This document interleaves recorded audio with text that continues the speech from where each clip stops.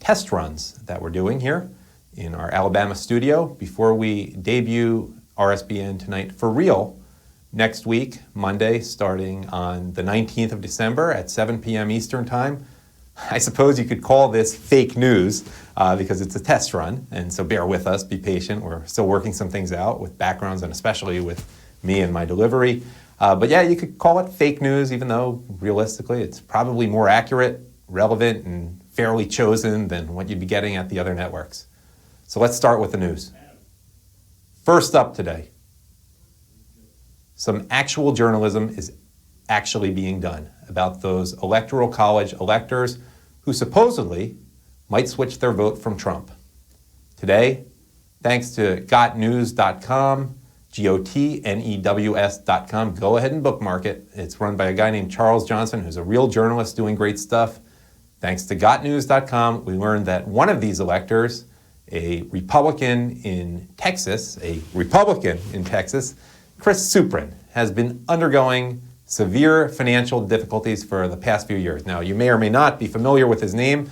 There was a buzz a few days ago in the New York Times op-ed page in which he wrote an op-ed why he just couldn't bring himself to support Trump. Well, not only has he been going severe, and I mean severe, not minor like we all have at times, financial difficulties. These are severe, and I'll get to what they were. But he's also a client of Van Jones's PR firm. Who even knew Van Jones had a PR firm?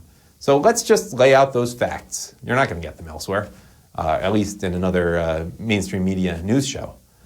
Suprin and his wife, who's now his ex-wife, owed over $200,000 to creditors. That's actually kind of hard to do.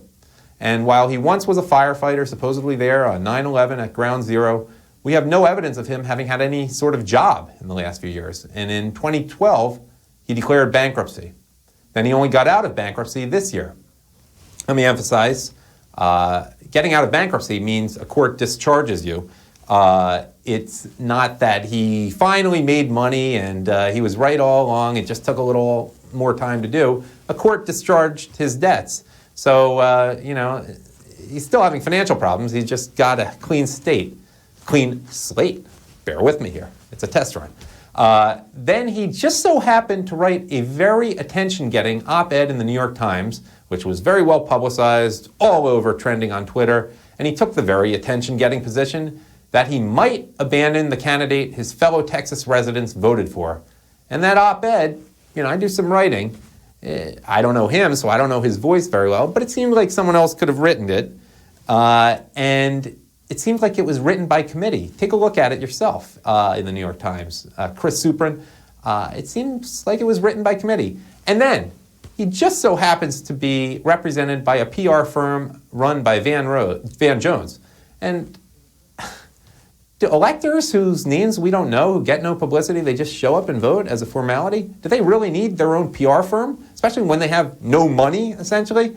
So it seems like a little suspicious. It seems suspicious. I mean, he's probably, in my opinion at least, I don't know for sure, being represented for free. And with the whole thing, it seems like he might be trying to cash in, or in this case, not really cash in, just to pay off a lot, pay off some creditors or get a little bit more of a nest egg together before he goes into bankruptcy again. But the real question is, why isn't the media investigating this? And for that matter, why are we finding out nothing about the other electors? They keep reporting that a bunch of electors that happen to be managed by Christine Pelosi, the daughter of Nancy Pelosi, they really want an intelligence briefing about supposed Russian interference in the election. Or sometimes they tell us these electors might switch their vote. But who are these people? We don't know. The only two we know about so far are Nancy Pelosi's daughter and Brokey McBrokerson, otherwise known as Chris Suprin. Just what else would we find out if anyone bothered looking into these electors, or at least the ones that are relevant? Now I gotta have a much more serious tone because we have an update from Syria, which will probably sound like the last update you heard from Syria, not from us, we didn't do one, this is our second show, and it'll sound like a lot of future updates from Syria. Because you know, as well as I do, that nothing really changes there.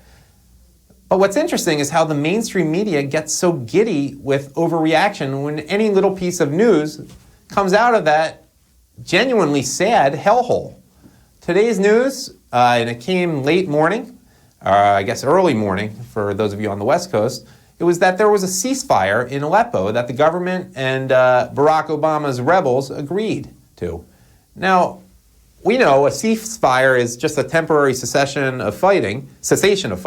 It's not a treaty, even though it's probably worth as much as the Iran treaty that Barack Obama signed.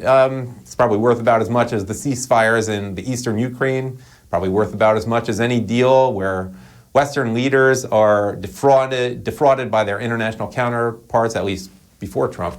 But okay, MSNBC this morning, it was treating this mere ceasefire like Dewey defeats Truman.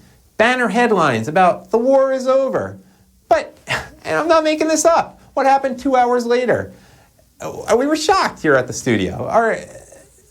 We saw essentially something saying the war is back on. The ceasefire was broken. And so fighting resumed. And, let's remember, this is Obama and Hillary's war. Remember, yes, this was Libya, but she said, we came, we saw, he's dead. That was about Gaddafi. But she had the same role in Syria there. There really is fighting going on there. And it's a big deal. It's very sad for the people who live there. But here at RSBN, we're not going to overreact with a big fighting is over or fighting resumes banner headline just to get, more people to watch. An hour or so after that, we got another piece of fake Aleppo news, or maybe fake, maybe real, I don't know. Another truce was agreed to, and I think that's in place right now. So, the coverage of this. There's some really good tweets in Twitter, which I hate to say it, is often more reliable than a lot of the other stuff out there. I like this one from a verified account called In the Now, who I don't even think I follow, I just saw this. Those, quote, final messages from Aleppo, Syria look more like a coordinated social media campaign than a cry for help. And, Samantha Power, she's a big part of the foreign policy of the Obama administration. She happened to go into Joe McCarthy is the worst person ever mode. She said, is there literally nothing that can shame you? That was directed towards Syria, the government, the Assad government, toward Russia, and toward Iran over the deaths in Aleppo. Now keep in mind that, as I mentioned before, UN Ambassador Samantha Power was one of what Michael Savage likes to call Obama's sorority girls, responsible for the policies that led to what is going over there. And by the way, let's not let Obama off the hook. I mean, he's ultimately responsible for the policies that were so important in leading to what was going on, what has been going on over there and is still going on over there. And speaking of Twitter, so much of Twitter, Facebook, and the media were in major virtue signaling mode over there. That's a term you got to get to know, virtue signaling. And even the Eiffel Tower, it's an inanimate object, but that was in virtual signaling mode. It went dark, and people took the pictures, they forwarded them, etc. So anyhow, of course, the so-called mainstream media is going to move on to something else almost immediately. You know what it reminds me of? Remember about 4 years ago, Coney 2012? I think that's an appropriate analogy. So that is the latest from Aleppo, a very important city historically, even to Jewish people. Google the Aleppo Codex for more about that. But that's the latest from a city which has essentially been destroyed and would probably be very high on the 50 worst places to live list or whatever. All right. There's probably, by the way, since I started talking, there's been another broken ceasefire. I don't know. And if you watch this on the archives, which we have very systematically here at RSBN, probably been a few broken ceasefires if you're watching this, say, on Friday. All right. Let's move on to the president. The president-elect. I guess I can't wait for him to take office on January 20th. The latest story that the talking heads on the news networks have been obsessing over is whether President-elect Trump will add a Democratic senator to the two remaining open positions in his cabinet. That's Secretary of Agriculture and Secretary of Veterans Affairs. Now, there was talk till very recently about Senator Joe Manchin from West Virginia, and there still is talk going on about Senator Heidi Heitkamp from North Dakota. If you've been watching the news networks today, and I hope for your sake that you haven't been, we over here, it's part of our job. So we have to watch MSNBC and CNN a little bit. We watch Fox News too. One thing that everyone agrees about is that Trump is doing something wrong here. Of course Trump is doing something wrong. So on one hand, he's going to pick a Democrat just so he can get an extra Senate seat. Wisconsin, West Virginia, and North Dakota have definitely turned red, as they like to say. In fact, West Virginia, I think Trump, it was blue not that long ago. Trump won that by 42 points? And then on the other hand, anyhow, you hear he's not going to pick a Democrat because he doesn't actually want to represent everyone. So he can't win. You know that. So everyone needs to relax a little bit, and they need to stop preemptively blaming President-elect Trump for every single thing he does. The mainstream news networks are 24 hours, and, they can't always run pre-taped news programming like Anthony Bourdain, Parts Unknown. And it was a slow news day. Hey, we didn't even hear the name Jill Steiner. We didn't even hear anything more about a recount. But you would think with hundreds of very appropriately diverse staff that they've hired out of fancy colleges, they could have come up with something to do other than the same old anti-Trump refrain with every story practically. Not that fancy, expensive colleges really do all that much original thinking these days with so much emphasis on so-called social justice. So let's move on to the other big Trump-related story today. That is the continuing crisis of how Trump actually could have nominated a Secretary of State who, during the course of his long career, has developed working relationships with other countries and their governments. I mean, being sarcastic, what possible reason could there be for someone who started as a simple engineer at Exxon and worked his way up to being the CEO of ExxonMobil, a huge corporation? There's a reason he has something to do with the major oil producing country of Russia. And for that matter, various Arab countries. If you deal with oil, you can't really avoid Russia and various Arab countries. So the mainstream media today was dealing with its new favorite parlor game, trying to figure out what kind of friendship is the friendship in Putin's Order of Friendship Award that they gave to ExxonMobil CEO and Secretary of State nominee Rex Tillerson. Does it matter? Are they BFFs or FWBs or things I've never heard of? I could go on. But if you really want uninformed speculation about this non-issue, not here. Turn on a mainstream news network at any time of the day or evening. And let's get to someone we just love here at RSBN. He had something to say about this, like he always has something to say about anything he can say anything remotely intelligent about. We're talking about Keating 5 member John McCain, who, of course, finished 6th from the bottom of his class at the Naval Academy, but he was fine with that because, after all, he's the son of war hero, and I mean war hero very genuinely there, Admiral John McCain, big part of our World War II effort in the Pacific, in the naval effort. McCain is also the father of Fox News political sage Meghan McCain. But John McCain, Senator John McCain, is showing the kind of loyalty for which he is so well known, and he had to express his serious reservations about the Tillerson pick. During the course of the day, CNN and MSNBC were there treating us with banners like bipartisan concern, and lawmakers question Tillerson's ties to Putin and Russia. And I love this one from the Clinton News Network. Trump's pick for security posts are male, white. Now, there are some serious concerns out there, and we're not getting totally behind someone we don't know all that much about. And some are coming from genuinely pro-Israel groups. One is one that I actually respect, the Zionist Organization of America, ZOA. They've expressed some concerns about Tillerson and his ties to certain oil-producing countries.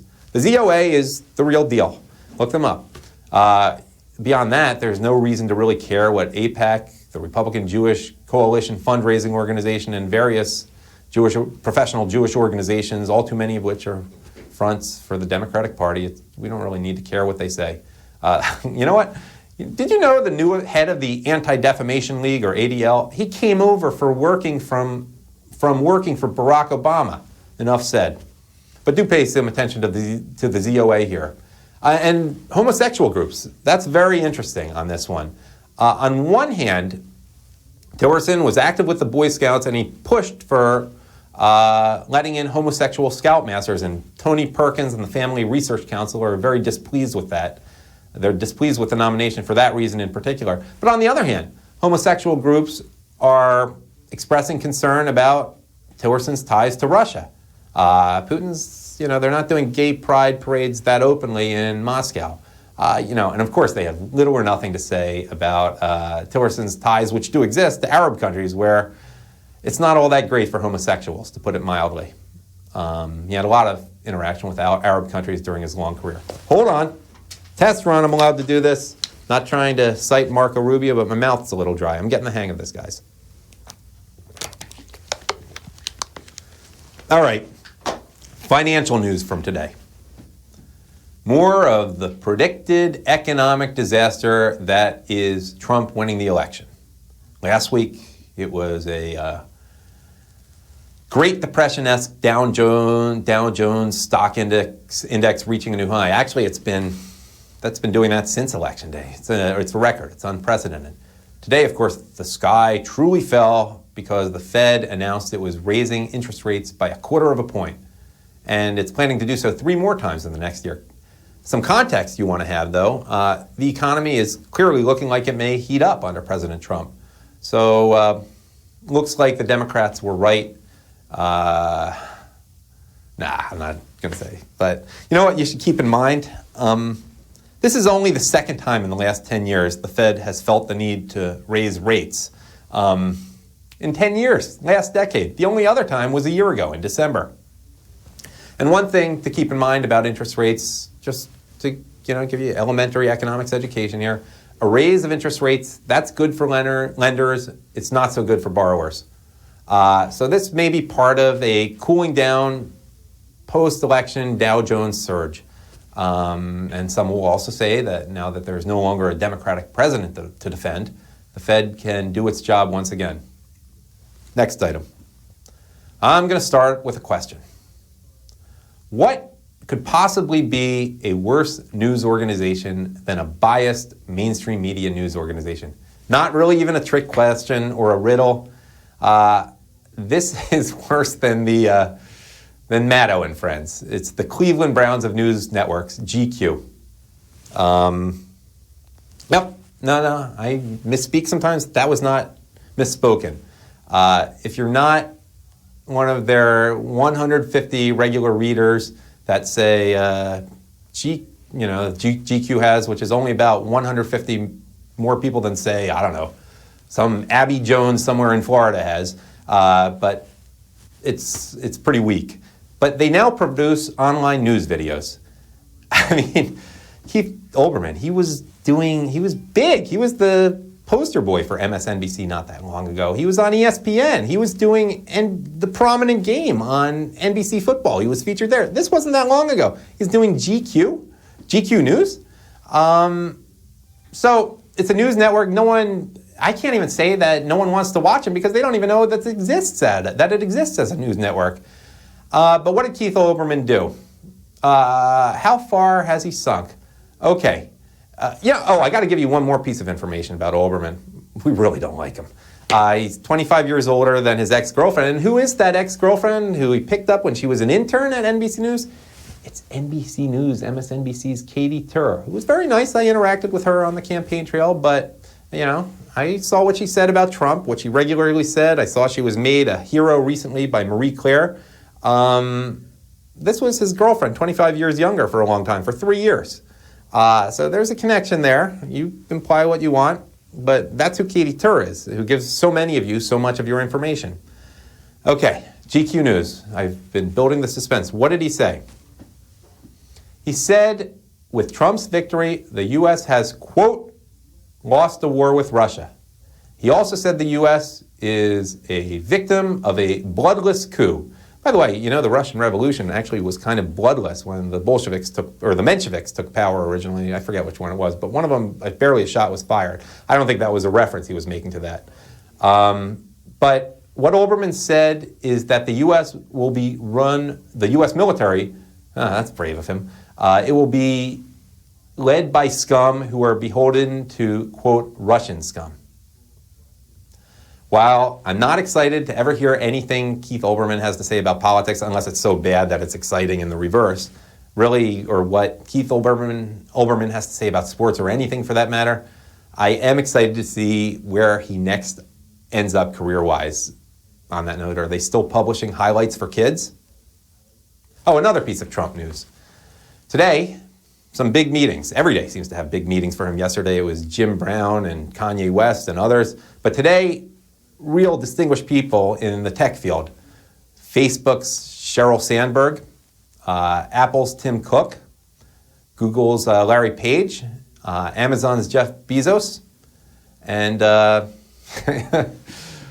how do we put it? You know, Bezos also is the CEO of the Washington Post. He owns that now. But if he wants to have a meeting tomorrow, if Trump wants to have a meeting with owners of bias in the tank for the left newspapers, why not just have Jeff Bezos sleep over, of course?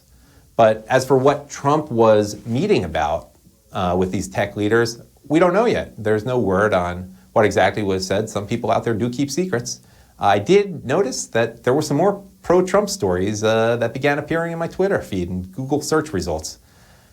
But they seem to be burying stories about Hillary's illness still. I wonder what's going on with that. Well, maybe Bezos can have a second meeting. Let me take a deep breath, and I'm going to tell you about what's going on at our nation's colleges, or at one particular college. And this is where our young minds, a lot of whom are going through finals right now, or just went through finals, they're trained to think one way and are exposed to views exactly like those many of their wealthy, under-disciplining parents have. Today's news, which came to us from the good people at campusreform.com, another website you want to bookmark, comes from USC. She's not a full professor. This is often the case. She's a lecturer. But I mean, who thinks about this stuff before a final exam? But she forbade her students from using the term illegal immigrant on their final exams. Of course, most subjects, math, real subjects like science, there's not a whole lot of reason for, well, maybe in Common Core at elementary schools, for the term like illegal immigrant to even come up. Freedom of speech in action. It's probably relevant to point out what the annual tuition is at USC for those who actually pay it without scholarship. $52,283 a year. So for $52,283 a year, your son or daughter or gender-neutral child can learn from great scholars like Lecturer Chavez how to make their descriptive speech less accurate and how to communicate in a way that obfuscates rather than clarifies it. These are career skills everyone needs in an economy planned by community organizers. Guess what? We do weather for you here at RSBN Tonight. And it's December, and what do you know? There's a storm with a lot of snow and ice that will create hazardous travel for people, in particular in the northeastern United States. A lot of airline disruptions. Fortunately, for people who have to travel, we're not that close to Christmas and Hanukkah yet, so it's not as much of a disaster as it would be, say, next week. But there's a storm that produced about 1,200 miles worth of snow and ice over the central states, and it's heading east. In fact, the mid-Atlantic, Maryland, Delaware, South Jersey, they may get hit tonight. And you know, it's only December 14th. It's not even technically winter for another week. So New York, going to see its biggest snowstorm of the year so far. Not even winter yet, remember. Philadelphia, that's the metropolitan area I'm from. You probably hear a little bit of an accent, but you're getting to know me still, so I tell you things like that. Philadelphia is going to get hit.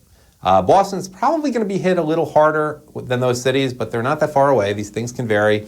Boston's going to get hit too. Really, the whole Northeast megalopolis from Northern Virginia to Greater Boston. And oh, you know what? Freezing rain, always a pleasure. It doesn't make anything scenic, but it makes driving terrible. Hello, Western, Southern North Carolina, you're in for a treat. And again, I really feel badly for those of you who are having airline travel. And keep in mind, it's hard to reschedule travel this time of year because it gets so busy in a few days there. And we even have a little sports for you. Some news from the NFL, and the ratings, as you may have heard, have been getting a little lower this year. We can't blame that on Keith Olbermann, however. He was cut from NBC's football coverage before this season, or maybe it was 2 seasons ago. And the NFL, very amusingly, claims not to know why its ratings are dropping. They tried to connect it to the election for a while. It may have something to do with a well-publicized guy who hasn't had such a good year, to put it mildly, who didn't want to stand for the national anthem and then got a handful, only a tiny handful, really, let's be fair, of fellow players to join him.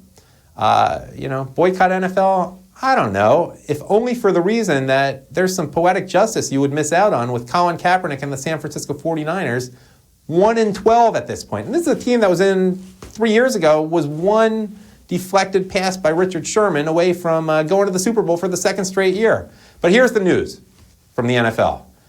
October, when you turn on a game, it's a little, contrived isn't the word, it's just a little too in your face, in my opinion, not to minimize anything with breast cancer. My grandmother on my father's side suffered from that a while. It was not pleasant, but it's so in your face. And they're taking a step back, and I think that's probably a good thing. It's only a step for now. It may be a full step by next year. Players are now allowed to play against whatever cancer they're most against next year, or something like that. So we're going to see a little less pink. They may still merchandise it as well, make the same money. And speaking of wild, wacky colors, I hope in the back they're queuing this up. No real reason to mention this other than to give you a picture of the uniforms. Tune in tomorrow night. Don't boycott the NFL, or at least just take a peek to see what the Seattle Seahawks. And this is not a team that needs gimmicks. It's, over the last 5 years, one of the best teams in the NFL. They're going to be wearing neon green uniforms, tops and bottoms. You can see the picture up there right now. Yeah. So finally, thank you, first of all, those of you who have been contributing to the studio and everything we're trying to do here at RSBN. Thank you for bearing with me as I get the hang of trying to be a news anchor. But we also do have news that just broke in the last hour. The RNC has a new chair, Ronna Romney McDaniel. And the Romney, Mitt's niece. So anyhow, thanks for bearing with me, and hopefully you found this test run worthwhile of RSBN Tonight. We'll be back with The Real Deal Monday at 7 p.m. Eastern Time. Thanks for watching.